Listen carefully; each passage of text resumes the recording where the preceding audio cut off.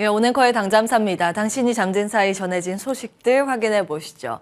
이제 휴일 하루 앞둔 금요일입니다. 최근 들어서 뉴욕 증시에 대한 관심도 특히 이제 커플링이 많이 이제 약화된 게 사실이긴 한데 중요한 부분이 좀 있기는 있어서 간략하게 이슈 중심으로 정리하고 넘어가겠습니다. 자, 3대 지수 일제히 간밤 또 하락 마감이 됐습니다. 정말 S&P 500 지수 기준으로 6천선이라는 이 마의 벽을 계속 뚫어내지 못하는 상황입니다. 그 근처까지 갔다가 3거래일 연속 하락 마감을 하는 모습인데요. 예, 4천선의 벽이죠. 3대 지수가 한 1% 안팎의 약세로 마무리가 됐습니다. 하락 요인은 크게 한 두 가지 정도로 압축해서 볼 수 있습니다. 부채 한도에 대한 우려, 긴축에 대한 우려인데 부채 한도는 따로 떼서 정리해 보도록 하겠습니다. 긴축 우려를 자극한 요인은 지표 등이었죠. 고용 지표가 발표됐는데 너무 잘 나왔습니다. 뜨거워도 정말 뜨거운 미국의 고용 상황입니다. 신규 실업수당 청구 건수도 예상을 밑돌았고 일정 정도 계속 실업수당 청구를 받는 실업자, 그러니까 긴 시간 동안 더 오랫동안 실업수당을 받는 실업자의 수도 이게 더 중요한데 예상을 밑돌았습니다. 실업자가 많지 않다라는 거고 그만큼 미국의 고용시장이 뜨겁다는 것을 대변합니다.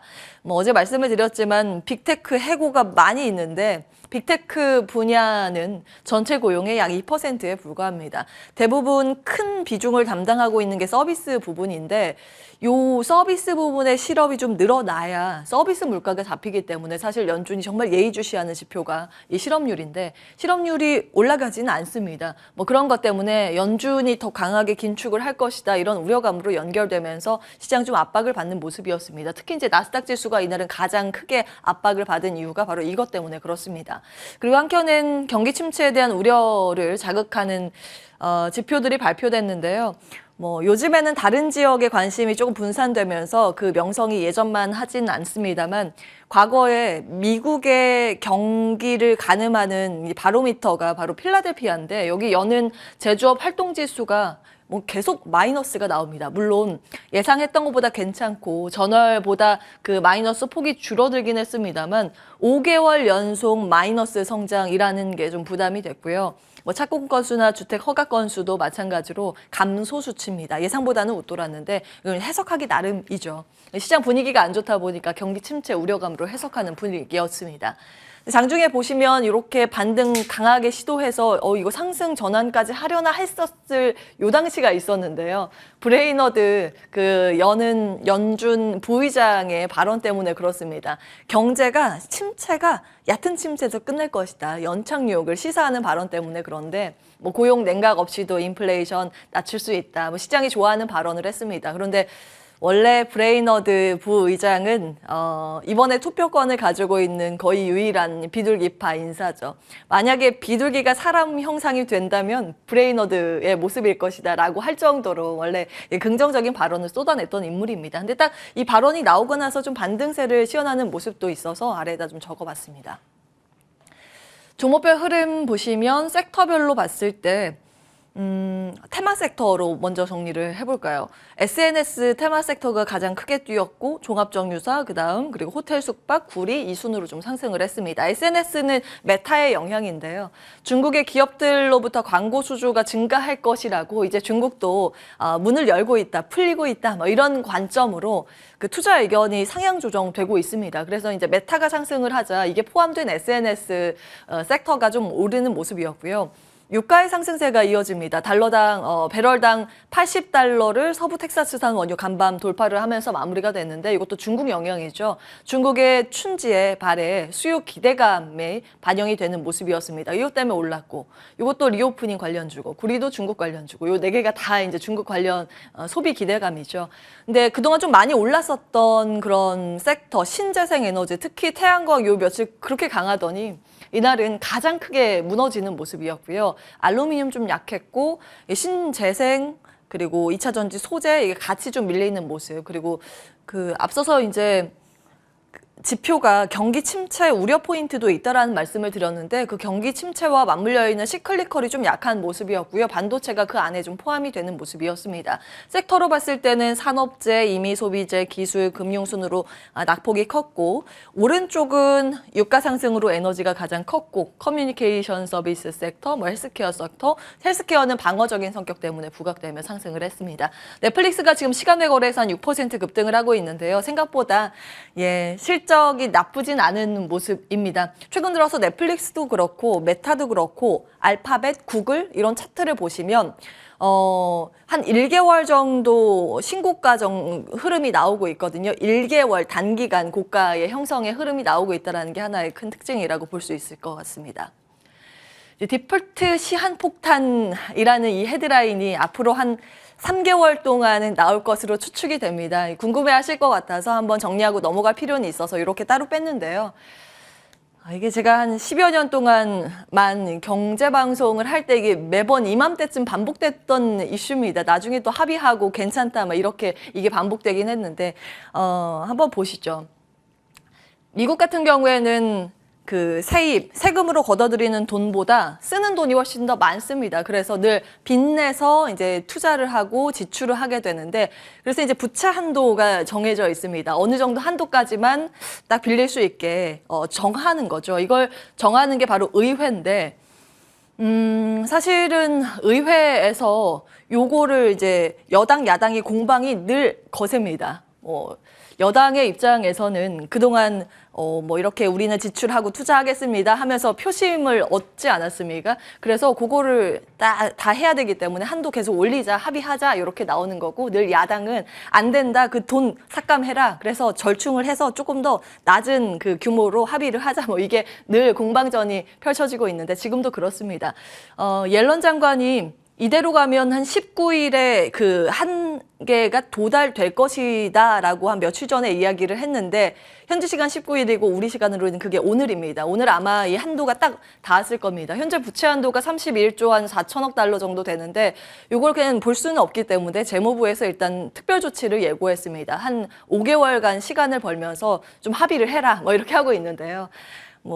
제대로 된 정치권이라고 하면 국가 부도 사태까지 가지 않게 하기는 하겠죠. 그런데 예전에 2011년에 신용등급 강등 사례가 있습니다. 이때 워낙 진척이 없고 빨리 좀 어떻게 합의를 해봐라 이런 개념에 그랬는지는 모르겠는데 미국 국가 신용등급을 처음으로 강등시켰습니다. 거의 이제 미국 같은 경우에 신용등급이 최고 등급이잖아요. 거기서 이제 한 단계 강등을 하면서 그때 주가도 미국도 우수수수 급락을 연일하고 전 세계 증시가 같이 급락하는 사태가 있었는데 그 이후에 또 합의를 하면서 다 회복을 했습니다. 이게 아마 적어도 한 3개월 동안 이 무섭게 달리는 헤드라인이 올라올 것 같아서 정리하고 넘어가겠습니다. 자, 요즘 미증시 많이 신경을 안 쓰실 겁니다. 그 이유가 명확한데요. 어제 말씀드린 것처럼 골드만삭스에서 투자자가 이미 미국에서 나가서 다른 유럽이나 중국으로 들어가고 있다라는 점 체크해 드렸습니다. 1월 첫째 주, 둘째 주간 데이터가 이미 이렇게 잡히고 있는 상황이고요. 자금 시장 트렌드만 보셔도 과거에는 이렇게 이제 미국 쪽에 투자가 굉장히 많이 국한이 돼 있습니다. 그런데 이게 이 작년 막대고요. 올해 막대 보시면 쭉쭉쭉쭉 떨어져 있는 걸 확인해 보실 수 있습니다. 요 자금이 최근 들어서 머니마켓 상품, 선진국 고정 이자 상품, 기본 고정 이자 상품 쪽으로 쭉 유입되고 있는 걸 확인해 보실 수 있고요. 자금이 다른 쪽으로 계속 확산이 되고 있다는 것이죠. JP모건에서는 자산 배분 전략 업데이트 이렇게 간밤 내놨습니다. 미국에 대해서는 투자 의견 축소, 비중 축소로 내놨고요. 아래에 영국이랑 이머징 마켓 투자 의견 비중 확대로 다시 내놨습니다. 자, 이런 흐름들이 최근 들어서 우리 시장을 볼 때도 하나의 맥락으로 보실 수 있습니다. 자리 이동해서 체크를 해볼 텐데요. 중국 증시에는 외국인이 어제까지 본토 증시예요. 12거래일 연속 순매수 행진을 좀 이어갔고요. 규모도 정말 요즘 많이 커지고 있는 상황입니다.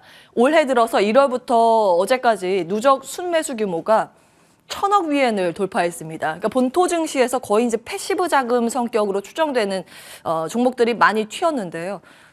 기여도가 높은 그러니까 시가총액 상단에 있는 업종 가리지 않고 외국인들이 막 담고 있는 그런 현상이 최근 나타나고 있습니다. 그리고 MSCI 국가 추종 지수를 보셔도 미국이랑 우리나라 이머징을 좀 따로 본다라는 것을 아실 수 있겠습니다. 간밤 미증시는 그렇게 다 떨어졌는데 간밤에 이머징 마켓 국가 추종 지수는 0.76% 상승을 했고요. 한국이랑 중국의 관점이 조금 더 높은 상황입니다. 물론 유렉스 선물 봤을 때는 약간 올랐기 때문에 오늘 상승단에서는 아주 소폭의 강세 출발 정도로 관측이 됩니다만 외국인들은 이머징 마켓 특히 한국과 중국에 대해서 긍정적인 시각을 가지고 있다. 이 정도로 체크를 해볼 수 있습니다.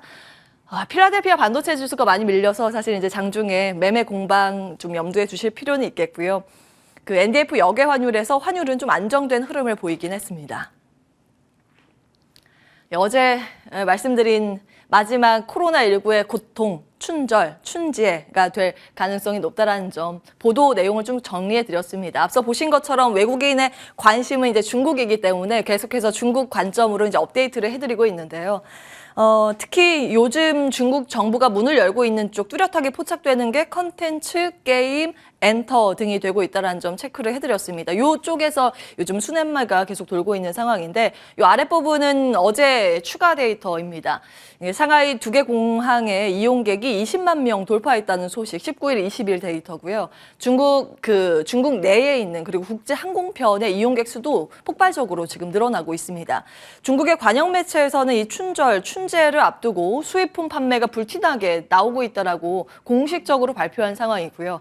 중국의 상무부는 1월 1일에서 10일까지 대형 음식료와 옷, 의류기업 매출이 확실히 증가하고 있다는 데이터를 발표하기도 했습니다. 이제 우리는 어떤 관전 포인트를 봐야 할까 좀 체크를 해볼 텐데요. 이거 어제 1월 18일 당잠사에서 그때 이제 그래프 차트 보여드렸습니다. 중국은 사상 최초로 인구 감소 통계를 발표했고 출산율의 하락이 가파르게 나오고 있다는 점 그때 이제 데이터로 체크해드렸는데요. 그 고령화 시기가 빨라진다는 관점에서 볼 수 있는 섹터는 임플란트나 미용, 의료기기 쪽이 아닐까 싶습니다. 어제 개장 중계하면서 김태성 이사께서 덴티움 봐야 한다라고 강력하게 이야기하고 가셨죠. 그때 한 1% 플러스였는데 종가 보니까 8.5% 급등으로 마무리가 됐더라고요. 덴티움과 오스템 임플란트 어제 신고가를 경신하는 모습이었고요. 미용기기는 조용히 비율이 연일 사상 최고가 매번 경신을 하고 있는 상황입니다. 이쪽도 한번 체크해 보시기 바라겠고요. 화장품도 최근 리오프닝 관련해서 면세와 함께 엔터 이렇게 움직이는 모습입니다. 요즘에 수급이 중요하기 때문에 어제 주가 반응이 있었던 종목들 쭉 정리를 해봤습니다. 이제 중국의 투자 아이디어로 어제 신한투자증권의 아이디어 소개해드렸습니다. 이제 중국 리오프닝 수혜에도 순서가 있다라는 말씀을 드렸고요. 현재는 여기 이 2단계에 걸쳐서 진행되고 있다라는 점 말씀을 드렸는데 형광펜으로 칠한 게 어제 주가 반응이 있었던 부분이고요. 이제 이 부분이 많이 시장에 반영이 된 이후에 인프라 쪽으로 관심이 넘어갈 수 있다. 이 관전 포인트도 함께 체크를 해보시면 되겠습니다. 자, 무엇을 사고 무엇을 팔 것인가 삼성증권의 관점에서 보셔도 많은 부분이 교집합으로 보이실 겁니다. 화장품과 유통, 헬스케어, 미디어 엔터, 게임까지가 1차적인 선순위 관심권이고요. 어제 또 반응이 있었던 게 S-오일의 급등세였습니다. 그 후순위로 철강금속, 정유화학도 이제 삼성증권에서 긍정평가를 냈기 때문에 오늘은 원소재, 원자재 관련한 부분을 좀 체크를 해보고자 합니다.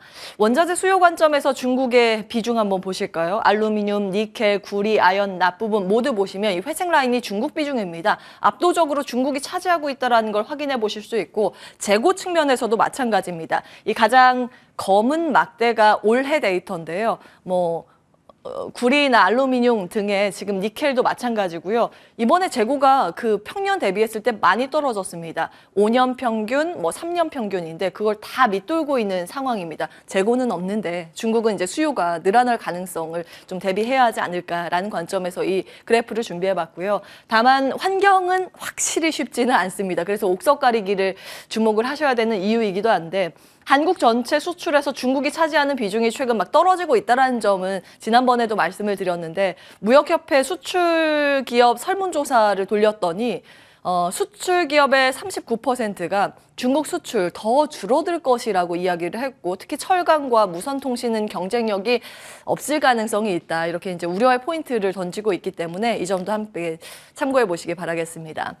자, 어제 이노매트리의 수주 공시가 장중에 좀 전해졌죠. 규모 적지 않았고요.